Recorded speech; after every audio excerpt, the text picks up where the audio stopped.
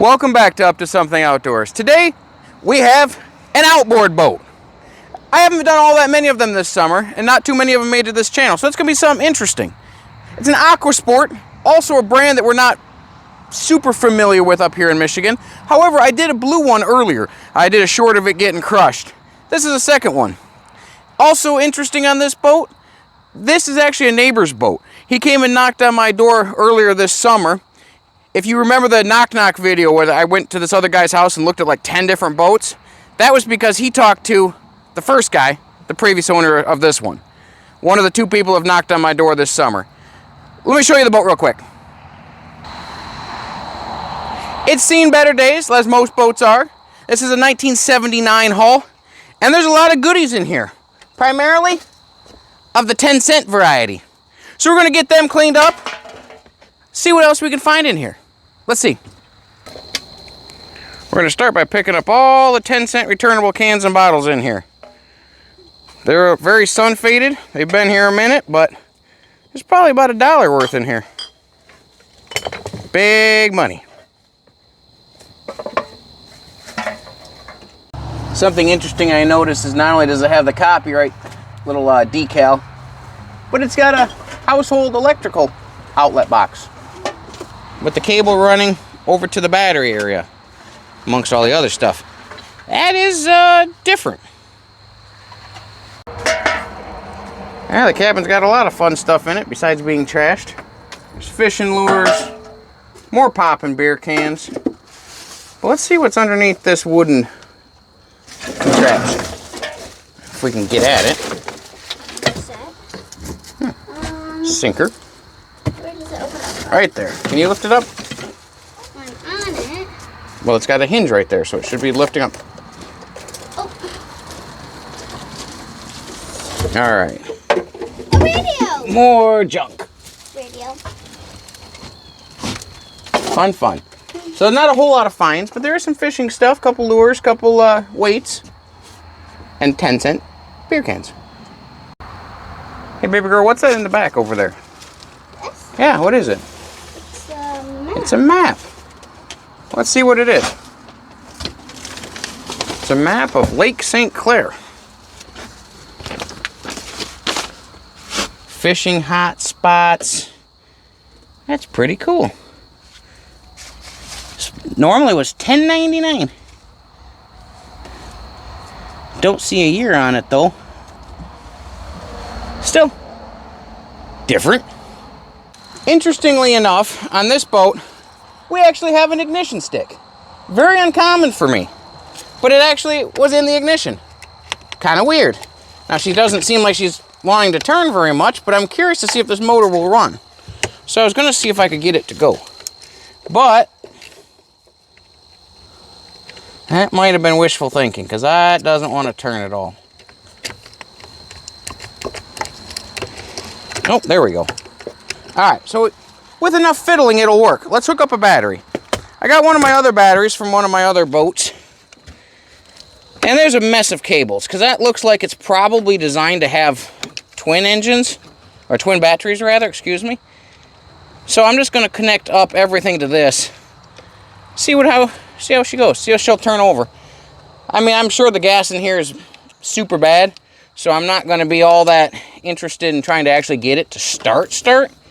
I'm just curious whether it'll turn over by the starter. Except I just wired this up backwards, as probably 5 of you already just told me on the phone over the computer.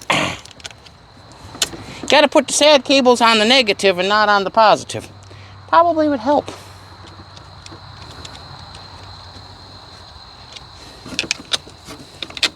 Alright, switching that to the positive side. Alright, switch that. Let's just see if she'll turn over.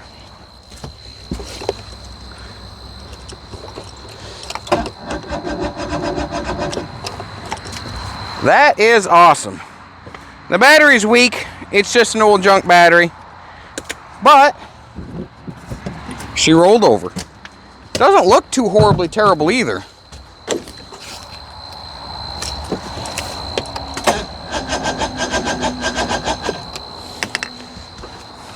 Sweet. All right, so I'm going to just double check that the battery is not what's causing it to spin a little slower. So I'm just going to put my Vitomin on it. If you guys have been following along, yes, that is the one that's been smoking. So we'll see if this one actually still works as a jump pack though. Fiddle with the key.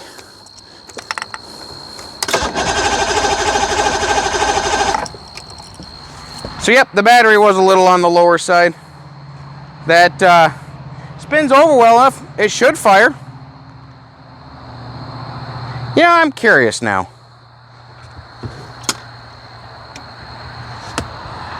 Just a minute. I want to see if I can get this thing to start. I'm curious. Go ahead, young lady. Gonna have to wiggle it around a little.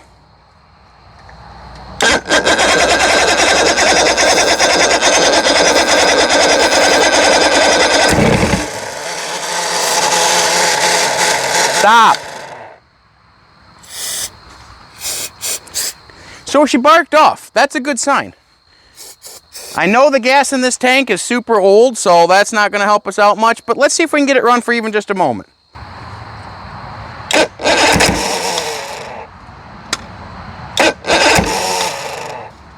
So we can get it to bark off for just a second.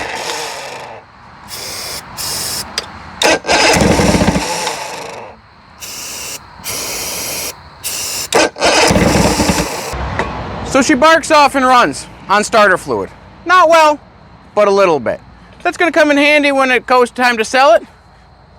I'm pretty happy. It's uncommon for me to actually have something that runs. Well, it has ignition sticks first off, and then it runs. Pretty cool.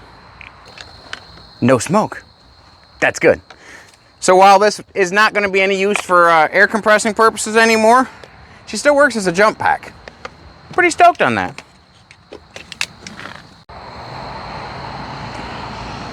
So she's looking around to see if she can find anything else cool. We already took out a lot of the stuff out of here. She always likes to keep looking though. She finds all kinds of weird stuff in boats. A quarter. Oh my goodness, you're rich. You found a whole quarter. Just sitting on the floor, eh? Yeah. Well done. And dropped. So this tank has this boat has a 6-gallon tank in it. It's all cracked up. But it also has this, which looks an awful lot like it should have a gas tank underneath it. So I'm going to take this cover off and see. This engine's way too big to be running off a 6-gallon normally. So I'm thinking there should be a bigger gas tank in here. It's a 115 horse engine. Normally that should have at least a 20 or 30 gallon tank, I would think. So it would make sense that there's one underneath here.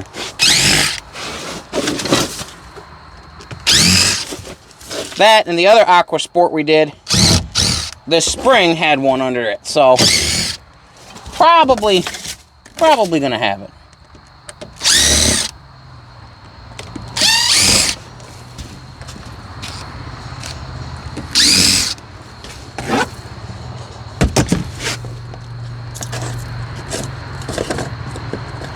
Somewhat broken inspection cover.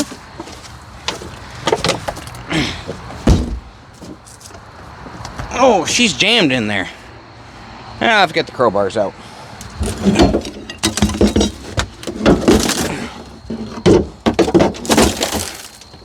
Wow, this thing is stuck down.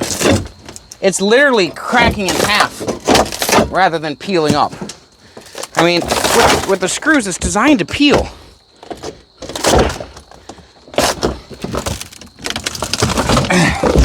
There we go. Alright, yep, she's an aluminum tank. They don't sell all that well, but some dollars at least in scrap metal. Looks like each of these is held in by a couple bolts. I don't even know what that's metal too. Huh. Interesting.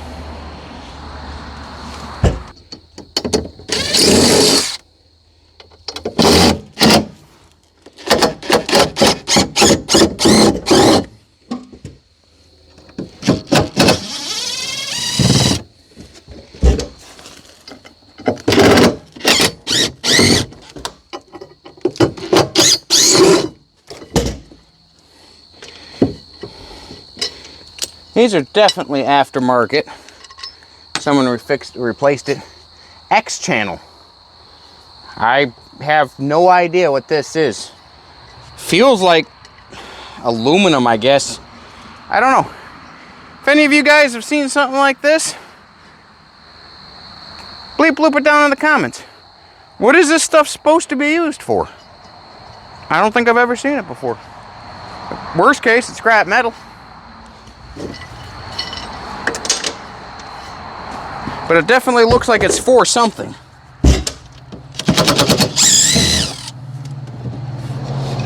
And not just for holding up floor in a boat. Alright, see if there's any more in front of this.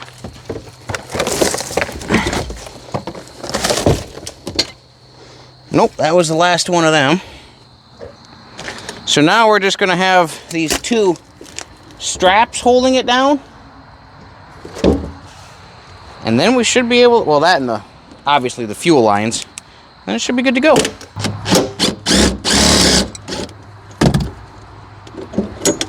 One strap off.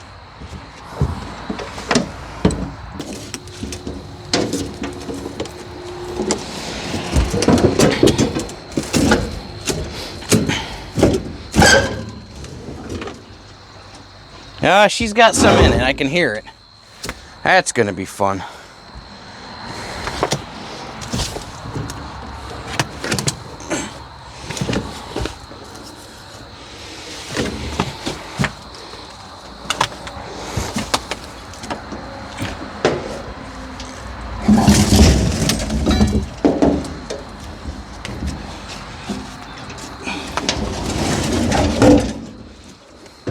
Feels like maybe a quarter full.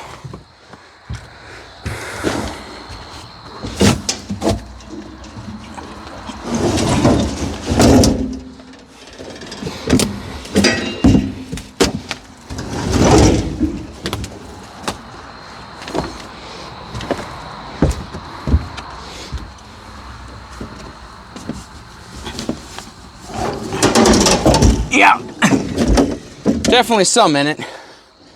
Yay. Now how to get it out of here without spilling it all. Because you got hoses going each way on here. I wonder if I can turn this one.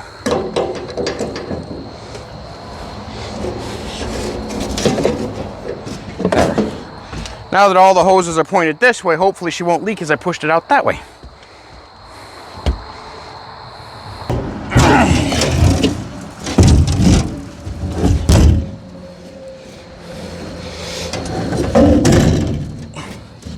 One thing about doing this with gas tanks is they're not lightweight.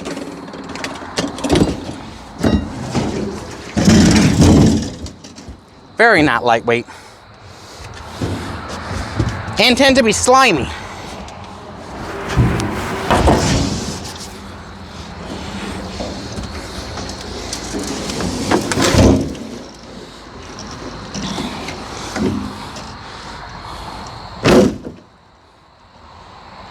But she's out. So the next step in getting this engine off is getting all the controls and all the wiring off. The wiring on this is starting to rust, but it still works. So I'm going to pull the cables off. This boat, I decided to go the easy approach and just cut the cables out of the side of the boat. Obviously, if you're trying to do this nicely, you're going to want to be easier on it. This boat's going to landfill, don't care. I took the easy approach. But there's a maze of wiring here. These Evinrude's OMC, Evinrude Johnsons have these solenoid boxes external to the engine. So I've got wires going from the engine to here and to the battery as well as up to the throttle box. It's plus a ton of extra wires going every which way. I don't even know what half these are for. Some aren't even hooked up. So I'm going to start working on figuring out where some of these go and then cutting them, the ones that I don't need, in order to get everything off this so I can lift it off.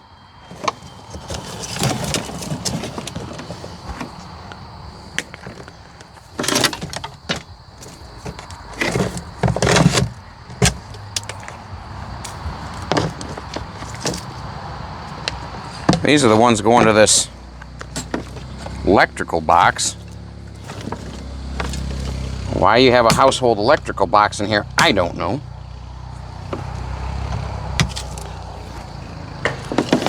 So I was getting a lot of snipping going on, but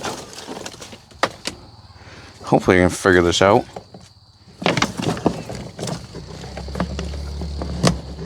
See, that goes up there too. Nothing else, will be a lot of scrap metal value in here. I'm going to take this whole control box right off.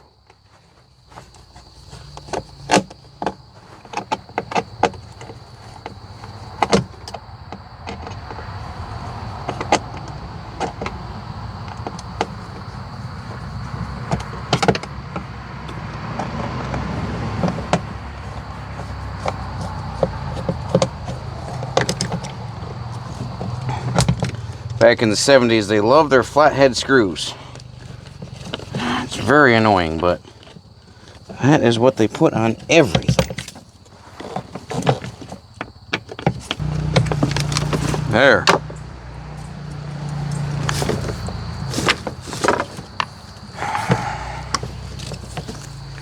This maze of wiring is definitely not helping.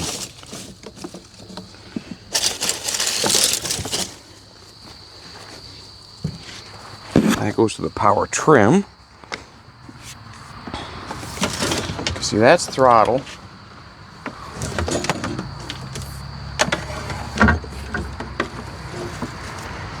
See, that is the cable going up to the front.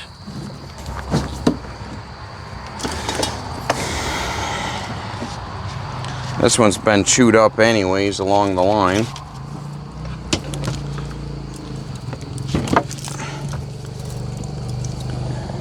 Definitely seen better days. So we'll just snip that one off. Let's see.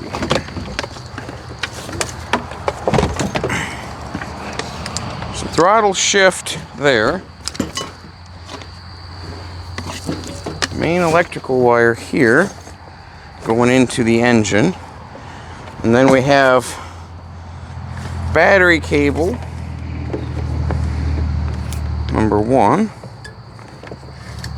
and then the sad line is going into the junction box. Now I'm not going to keep this, I'm not going to have this go with the engine.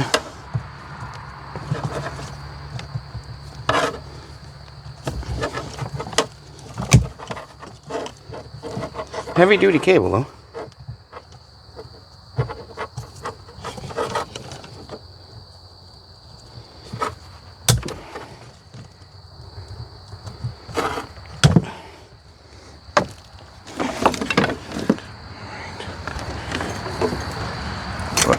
With this 3 different fuel lines that this boat's got, it's also a little bit complicated. People must have tried to fix it in the past and got confused or something, I don't know.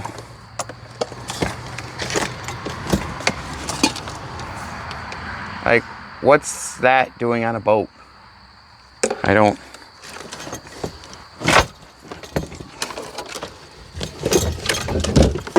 Almost looks like that's how they put the bilge pump on, which makes no sense at all.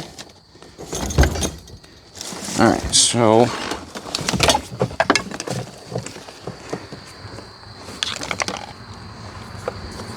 fuel line number 57.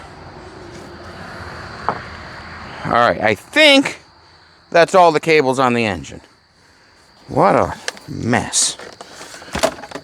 Now all I gotta do is the 4 bolts holding the engine on to the transom, and then we can lift her off. The bolt itself must be caulked in, because all it is the nut's spinning off on this side, but the bolt itself's not moving. So it'll need a pounding out, but oh well. I'd rather that than having to have a wrench on either side, especially for the lower 2, because that's a lot harder to get at. If I can stay out here, that's even better yet. Same with this one. Wonder if we'll get lucky on the bottom too.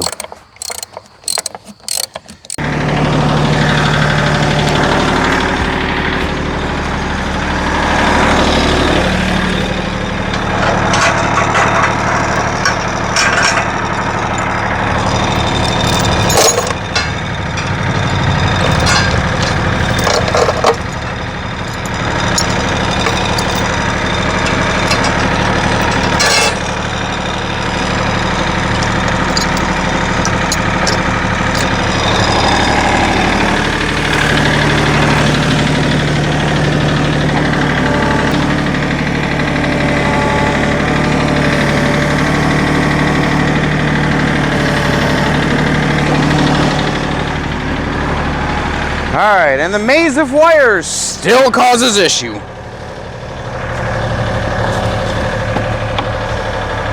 I don't even see where that's even hooked in at.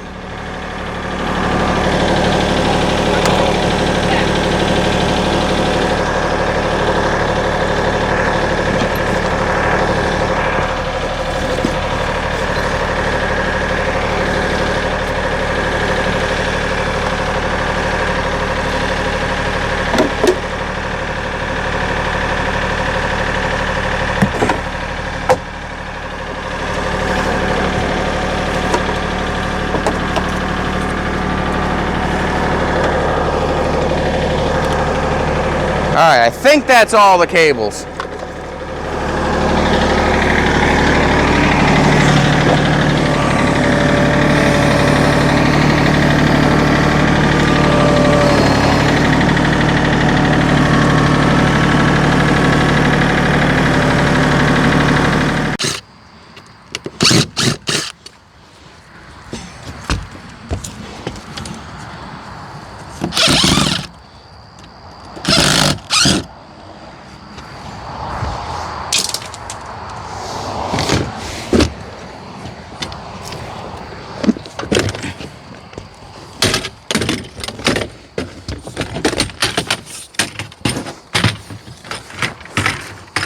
So always one screw.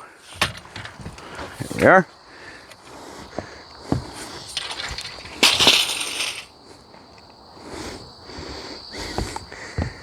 The windshield on this one is all held together by rivets.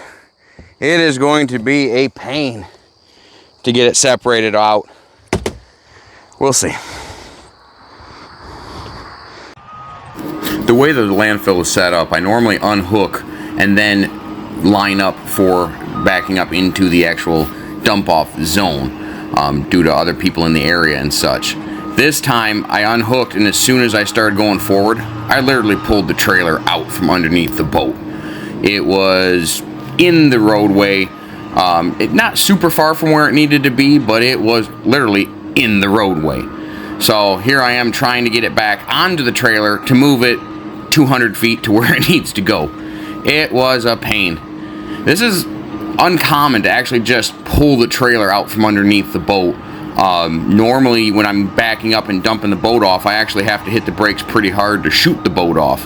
This time I wasn't hitting the throttle hard. I didn't hit the pedal. It just normal acceleration just slid this thing right off. The benefit of a roller trailer, but not ideal when it's in the middle of the landfill roadway. Thankfully the gentleman ended up coming with the big machine and helping me nudge it back on, but it was a pain. After having dumped one of these on the roadway a month ago, I had a lot more strappage on this to keep it onto the trailer to the landfill, but I didn't expect to yank the trailer out from underneath it here. Lesson learned, I guess. Keep it on longer.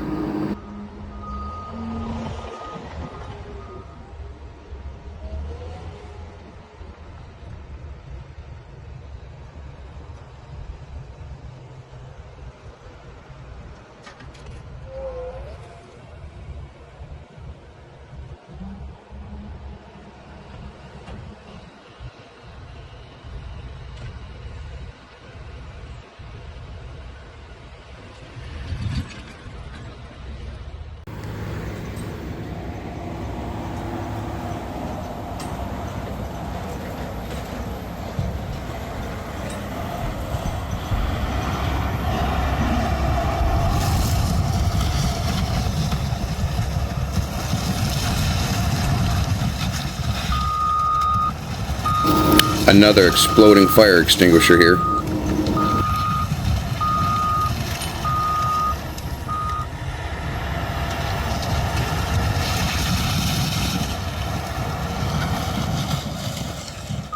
Thanks for watching, y'all. Have a wonderful day.